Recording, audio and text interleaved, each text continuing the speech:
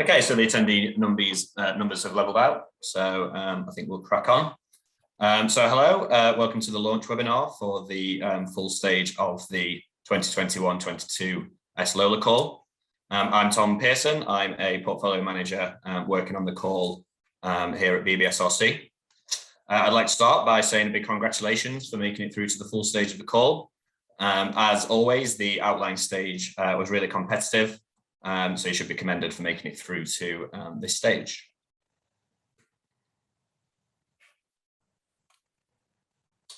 So before we get going with the main content, just a few technical notes. So by default, attendees are muted and your video should be turned off. If you're having any connectivity issues, turning off VPN may help. As the webinar is progressing, feel free to submit any questions that you have via the Q&A function, which you should be able to find at the bottom of your screen. The chat function is open, but we ask that you only use this for asking for any technical assistance during the webinar. And if you do this, bear in mind that your Zoom name will be visible in the chat. Please also be aware that the webinar is being recorded. However, we're going to stop the recording before the Q&A session. So as I just mentioned, feel free to submit any questions that you have as the webinar's going on via the Q&A function. You can also submit any questions at any point to the shared LoLa inbox, and a member of the team will reply by email as soon as possible, or we can always arrange to have a chat if you prefer that. The shared inbox is probably the best place to submit proposal-specific questions. Please don't submit those to the Q&A function today, just because they're not likely to be relevant to the other attendees. Finally, any general questions about the JES system should be emailed directly to the JES help inbox, which you can see at the bottom of the screen there. Okay, so joining us today as panelists are Mike, Laurie and Helen from the Research and Innovation Funding Delivery team. And also joining us from the Research Strategy and Programs team is myself and Kyle Martin. The best way to get in touch with us is via the single point of contact email address, bbsrc.lolagrants@bbsrc.ukri.org. This is preferred rather than emailing any of us directly. And just to let you know that the recording of the webinar will be made available to all applicants who are invited to the full stage following the end of the webinar today. So the purpose of today's webinar is threefold. So we're going to restate what BBSRC is looking for in full applications to the call. I'm then going to highlight some general feedback from the Outline Assessment Committee, the Strategic LoLa Committee. And then I'm going to hand over to my colleague Mike, who's going to take us through some frequently asked questions and some common issues related to eligibility. After this, as I mentioned, we'll be having a Q&A session. So another plug just to get your questions sent in.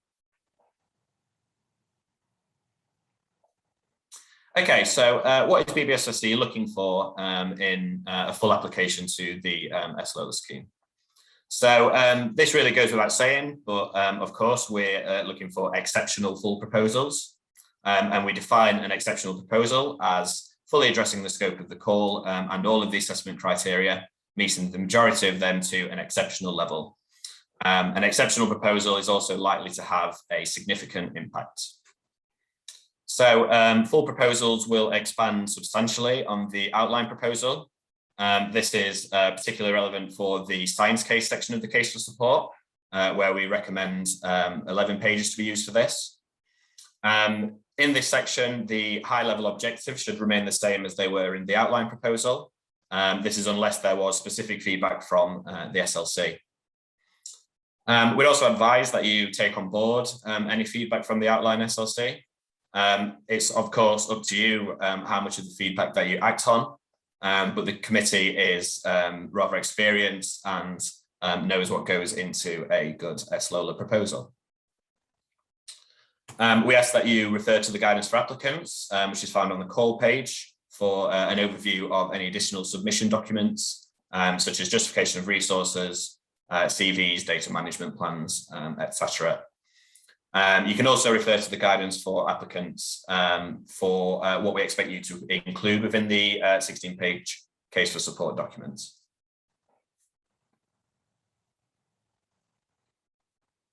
This is a reminder of the criteria which your proposal will be assessed against. So I won't go over these in detail here, but we ask that you please familiarise yourself with the detailed descriptions found on the in the guidance for applicants document on the call page. So it will really be necessary to meet all of these assessment criteria to a very high level in order to progress to the interview stage. I'd like to draw your attention to the two assessment criteria at the bottom of the screen there, management strategy and resources. So just to note that these weren't assessed at the outline stage, but are going to be assessed at the full stage. And on the resources criteria in particular, as always in BBSRC applications, resources must be fully justified. And to note that the overall amount requested can change between outline and the full proposal. But we ask you to contact us if it's going to be over 10%, please.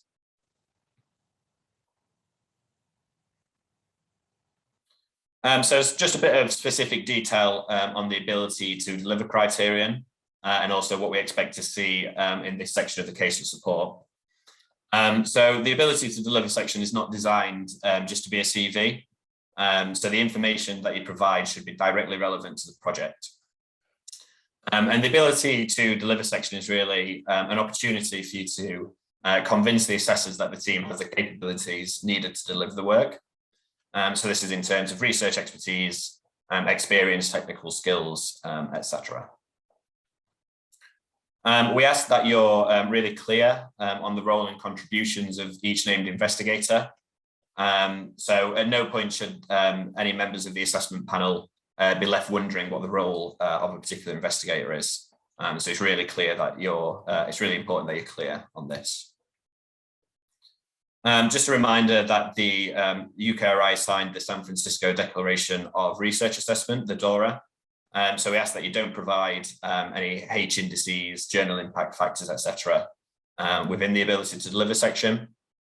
Likewise, please don't include any pictures of team members or any other unnecessary triggers of unconscious bias in this section or throughout the proposal.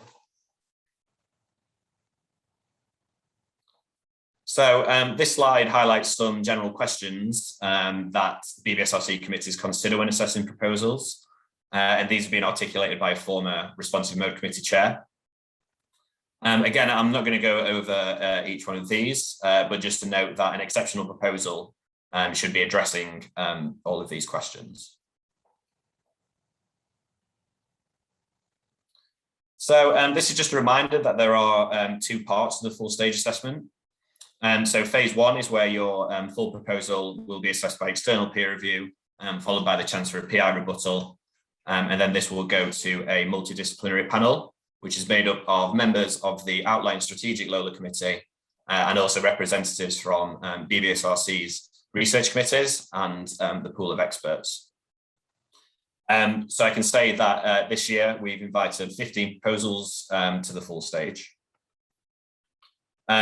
Phase two is interviews by the Strategic LoLa Committee, and this will be for those teams whose projects are recommended by the multidisciplinary panel to take through to the interview stage. And this year we anticipate taking around 7 out of the 15 proposals and taking those through to the interview stage. And then after the interviews, it's likely that we'll be funding between 3 and 5 proposals. So finally from me, before I hand over to Mike, these are some common points of feedback from the Outline Strategic LoLa Committee. So firstly, the committee asks that in the full proposal, you clearly articulate the importance and transformative potential of the work. So you should be addressing the questions, what is a step change in knowledge that the project will deliver? and also what is its broad significance. So this is not just in terms of your specific field. We're also asking you to show how the project will affect the health of the UK bioscience more broadly. Secondly, the committee asks that you explain how the project forms a single coherent programme of work, achieving more than the sum of the parts. So this piece speaks to the added value of sLoLa criterion. It was noted that many proposals stated that they would seek to address the research question in a holistic way, but did not really adequately explain how. So you should be addressing how your work packages are going to be interrelated, and also how the work of the team will be integrated. The committee also suggests that for this piece, it would be helpful to include a diagram or a Gantt chart, sorry. Thirdly, the committee asks that you contextualize how your work fits into the field. So the panel members won't always be absolute experts, so they might not actually know how the work fits into the field. So here you should be addressing how your proposed research will complement any existing work out there, and also what the work will do for UK science nationally and in an international context. The committee also asks that your experimental design is really clear and of high quality. And this is both in terms of wet lab and also data analysis. So things such as justification for sample sizes and things of that nature. Finally, the committee asks that you carefully consider the management and legacy of the data. So most sLoLa projects, by nature of them being these sort of large interdisciplinary projects, will generate significant amounts of data. So the committee sort of asks, how will you ensure that the data generated will be maximally impactful? Okay, so I'm going to hand over to Mike now, who's going to take us through some common issues that we've seen in applications over the past few years in relation to eligibility. Over to you, Mike. Thanks, Tom. So yeah, I'm going to run through some issues that we've seen with eligibility. So the eligibility for the sLoLas for the standard BBSRC criteria apply. So for these, you can find these in the BBSRC grants guide on the website. So outline proposals underwent minimal eligibility checks. So we had no CVs. Issues are usually fixable before the full stage submission, and obviously no funding was awarded at the outline stage. We will flag when we have questions over the eligibility of an applicant based on the information provided in your outline. Obviously, we can't be sure on this until CVs come in. But you will be receiving some feedback regarding eligibility from us, and where we have spotted any potential issues. Again, this is based on the limited information, but we can work with the applicants to rectify these issues. And just a reminder that it is important that people involved in the proposal are correctly classified and costed. So there's little to no scope to fix issues after the submission. So over the next few slides, I'm going to run through a few examples of where the eligibility of an applicant is unclear, and provide some examples of what you can do so that we can avoid this uncertainty. So if you can go to the next slide, please, Tom. Thanks. So this scenario one is the fellowship position that does not outlast the duration of the project. So this is common given the typical length of an sLoLa project. So here a CV example of David Fellowship's fellow at an eligible institution in the UK is coming to an end in 2025. The result here would be that this applicant would be ineligible as a PI or a co-I if the contract of employment does not outlast the sLoLa end date. So our suggestion of what to do in this situation is to include a letter of support from a head of department or equivalent, confirming that their fellowship is considered at lecturer level, and that should the proposal be successful, the institution will extend the current contract for this PI or co-I to cover the duration of the project. Next slide, please, Tom.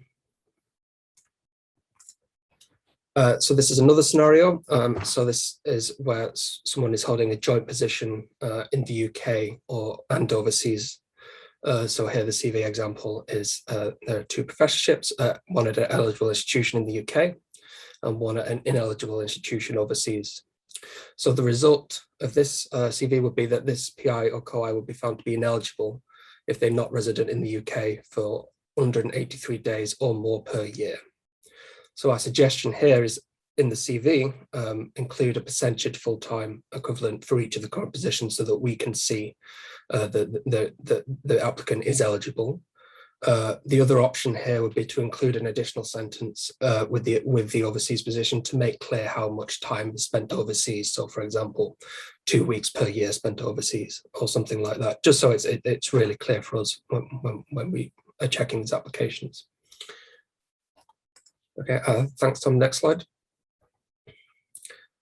So this is another common scenario. So this is unclear whether position is of lecturer level. So a CV example might be a senior research fellow at eligible institution. We can't tell if that is a position of lecturer level or not. So that the PI would be ineligible if they're not of lecturer level or equivalent. So again, here the suggestion is to include a letter of support from a head of department or equivalent, confirming that that position is considered at lecturer level. And then thanks. Next slide, Tom. This one is related to the other one. So this is unclear whether the current position outlasts the grant. So again, this PI or this applicant would be ineligible, as from the CV example. It's not clear if the contract of employment outlasts the grant. So we just asked that on the CV, could you make it clear whether a position is open-ended, or if it is fixed term, please provide the end date so that we're able to avoid that situation. Next slide, Tom. So this slide here highlights just some definitions of some of the different roles which may be involved in the proposals. So these can sometimes be misinterpreted in applications, which can lead to further questions being asked down the line. So again, please refer to the grants guide for full definitions of these. And if you do have any questions or are unsure about anything, then just contact us on the sLoLa inbox. So the first one is researcher co-investigator. So where a PDRA or equivalent has made substantial intellectual contribution to a proposal and will be engaged with the ongoing research. Just to note for the research co-investigator, they should be employed at and based at the institution of either a PI or a COI on the application. So collaborators, project partners and subcontractors are not employed on the grant. And for collaborators, that's an instance where collaboration is restricted to intellectual input or provision of materials, but that's at no cost. Project partners are instances where third party provides contribution in CAS or in kind. So for example, that could be staff time or access to equipment, software. That's also at no cost. And then a subcontractor, that's where a third party is subcontracted to deliver a specific piece of work, and they're paid at 80% full economic cost. And if that's in the private sector, there's no intellectual property or authorship rights. The project partner, for project partners, just to note, minor costs such as travel can be paid at 80%, but then nothing else beyond those. Again, for more details of those, these can be found in the BBSRC grants guide. And if you have any questions, then get in touch. And just finally to mention that the contributions of all parties mentioned in the application, regardless of category, need to be fully justified in the case of support. Next slide, please, Tom. So this is just a final reminder of the key dates. So the full stage is now open and the submission deadline is the 8th of February next year. And for the assessment process, the external peer review will be taking place between February and May. The phase 1 panel is to be confirmed, but is anticipated around June, and then interviews around June and July. And next slide, I think that's it. So I'll hand back over, and we can use the Q&A function to answer any questions you may have.